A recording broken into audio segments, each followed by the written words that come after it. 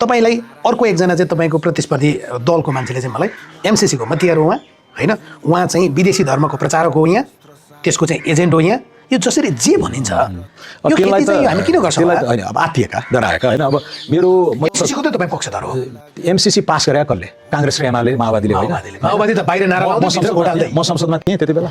MCC pass गर्ने काङ्ग्रेस एमाले माओवादी थपडी बजाएर टेबल ठोकेर यो मन नपराउनेलाई थानकोट कटाइदिन्छु भनेर होइन चाहिँ पास गर्ने उहाँहरू। अनि त्यो सबै भारी म सोडेमुवागले एउटा चाहिँ नागरिकले बोकिदिनु पर्ने? तपाईँ एजेन्ट हो रे नि त।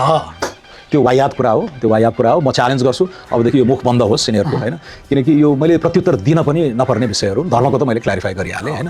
र राजेन्द्रजी अब तपाईँको कहिलेकाहीँ अन्तर्वार्ता चाहिँ को प्रश्न तपाईँसँग पछिल्लो अन्तर्वार्ता कति 2 वर्ष 2.5 वर्ष कतिको मैले एउटा चुनौती दिएको थिएँ नि तपाईँको कार्यक्रममा होइन। नैतिकता, बौद्धिकता, कार्यक्षमता र जनप्रियता, इलेक्टेड पोलिटिसियन त हो नि, यी मापदण्डहरूमा आउन लड। म तयार छु, त्यसमा म तयार छु। धमिलो कुरा म गर्दिनँ, धमिलो कुरा नगर्ने, लान्छना म लगाउँदिनँ। आजका दिनमा पनि अब मेरा स्वनाम धन्य विपक्षीहरूको चाहिँ सहारा लिनुभयो तपाईँले होइन, यिनीहरूको मैले नाम पनि ल्याएको छैन आजसम्म।